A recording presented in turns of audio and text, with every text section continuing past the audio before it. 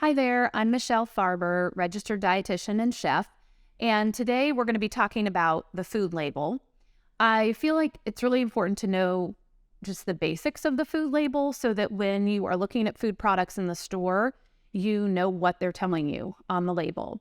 So today we're not going to talk about every single thing, but we're going to talk about the macronutrients, carbohydrate, protein, and fat. And then we'll also touch on sugars, fibers, and the ingredient list. So you'll want to stay till the end because I'm going to give you a quick tip, my 1, 2, 3 rule that you can use when you're looking at food products in the store and debating whether it's a good choice. So let's get started. So to get started, we're going to talk about serving size. And it's important to look at the serving size so you know how much of a product it's recommended that you eat.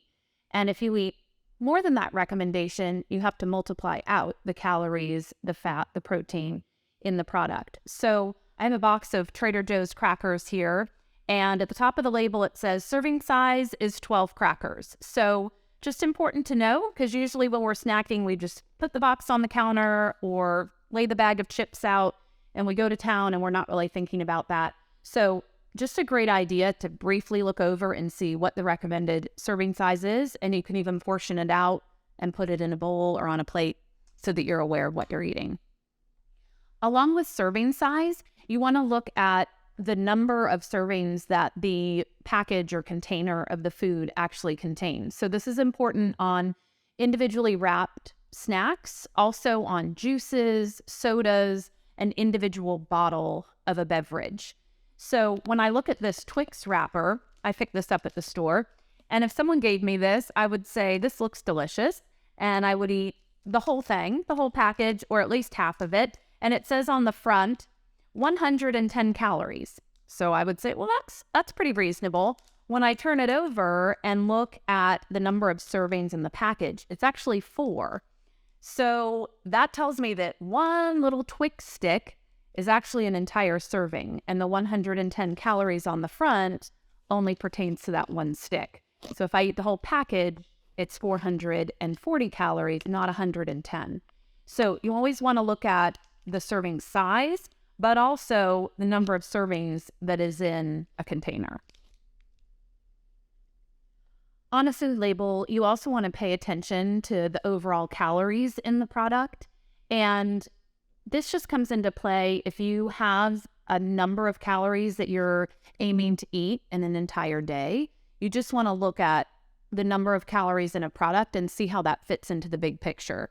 So for myself, if I'm looking at a snack item and it says 250 to 300 calories in a serving for that snack, I look at that and I say, how does that fit into my overall day if I have several snacks in a day? So the total number of calories is important to look at just to see how it fits into your overall picture. When I'm looking at carbohydrates on a food label, I feel like it's okay if a food product is fairly high in carbohydrates, but then I look a little further to see what is the quality of carbohydrates, how much fiber is in the product. So you could be looking at candy and the carbohydrates would be high because it's coming from straight sugar, a simple sugar, or you could be looking at a product like steel-cut oatmeal, whole wheat bread, brown rice, where the carbohydrates are fairly high, but they're coming from a great whole grain source, and there's also fiber involved. So when I look at this oatmeal product, the carbohydrates is 18 grams of carb, and then I look right below that, and it says there's 3 grams of fiber. So that tells me, okay, this is a more whole grain product. And I do go with the rule that you can subtract the grams of fiber away from the grams of carb. So in this case, total carbohydrates is 18 grams, and I would subtract out 3 grams of fiber. So our net carb would be 15 grams. So I know it's coming from a higher quality, a lasting energy source, and a more high quality carbohydrate. So that's what I'm looking at when I'm looking at the grams of carbs in a product. In terms of protein on a food label, I'm looking at the product again to see, is it a quality carb? Is there also some protein involved? And is there fiber? So I'm looking at it and saying, is this a high protein product or a low protein? And also, how does this fit into my daily protein needs? We're going to do another video that I'll tell you how to calculate your daily protein needs and how many grams you need. And so then you're just looking at food products and saying, how is this going to help me get to my overall goal of protein for the day? One of my favorite things to look at on a food label is the fat content. And I'm actually a huge fan of fat. I feel like a little bit throughout the day helps you to feel full and makes whatever you're eating last longer. And so I'm always really interested in the fat in a product. And it's okay for food to be higher in fat, but then I go to the question of where is that fat coming from? And we'll do another video on quality of fats because I'm actually quite passionate about it. But on this food product, this is an example. This is a bag of almonds from Costco. And on it, it says that the total fat, the serving size is 1/4 of a cup, which is really small. It's generally about 10 to 12 almonds. And in that, there are 16 grams of fat. So typically I would look at that and say, wow, that's a pretty high fat product. But then I go a step further and I look down and I notice that most of the fat is coming from monounsaturated sources, which means it's a plant fat, it's a healthy fat, it's my number one type of fat. And then I'm looking down at cholesterol and saturated fat, which would be the types of fats that are not my most favorite. So I know that because this is mostly monounsaturated, I can include it in my snacks throughout the day, and it's a great source of fat. I just need to probably stick close to the serving size, and I should be good to go. A little further down the food label, I go to the section that talks about sugars, and I'm looking at the overall grams of sugar. If I were looking at something like the Twix bar that I used earlier, I would look at those sugar grams and know that they're probably mostly coming from a simple sugar, like granulated sugar that they use to make candy. But then I'm looking at something like kefir, which is a yogurt drink. And I know that there's about 10 to 12 grams of sugar from lactose that is naturally occurring in milk. So on this label, sometimes sugars are naturally occurring, and then they'll tell you if they've added sugars. So on this label, it says the total sugars is 18 grams, and it says includes 8 grams of added sugar. So that's telling me that this product has the 10 to 12 grams of naturally occurring sugars from the milk, but then they have added about 8 grams of sugar to sweeten it and to make it taste better.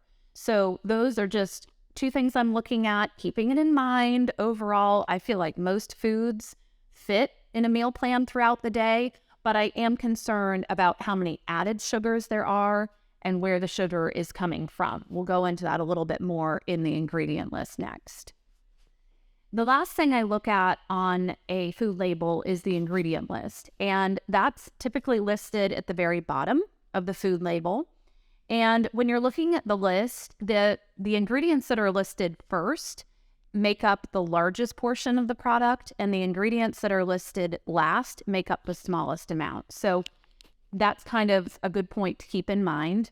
And so when I'm looking at an ingredient list, generally I say the shorter the list, the better. If it says oatmeal, honey, cinnamon, I'm like, that's a great whole grain, all natural choice with a short ingredient list.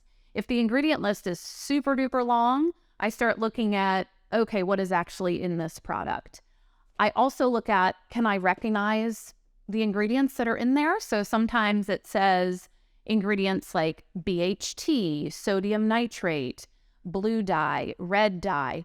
So when I start getting further down in the ingredient list and I'm seeing those things, I'm like, this is something I'm going to think about because they're adding preservatives and dyes and man-made ingredients to this product. So the last thing I'm looking at is if there's potential allergies in your household, you do want to look to make sure. And there's certain things like casein, which is a milk derivative that they'll put into products. And you want to make sure you go through and catch that and say, oh, this isn't safe for my family. So those are the main things. I'm looking at what is listed first, what is listed last?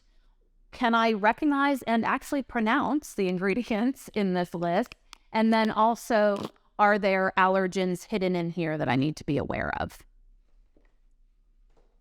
I said at the beginning of this video that I was going to share my 1, 2, 3 rule with you. And I use this when I'm in the grocery store and maybe I'm looking at 2 products side by side and debating which would be a better choice. So generally I'm looking for every 100 calories in a product, is there potentially more than 2 grams of fiber per serving and less than 3 grams of fat? And I feel like that really helps me to find products that are balanced and probably a pretty healthy choice. We have just really talked about the basics today, and there's so much more to talk about. We're going to follow this up with more videos, like I said, on quality of fats, how much protein that you should aim to eat in a day. There's several more that we want to do, but just remember that it's really important to be an educated consumer. And food labels, especially the front of a product, is aiming to grab your eye and have you purchase that item. And so it's really important to be able to see the truth in that and look at the ingredient label and be able to tell exactly what is in the product.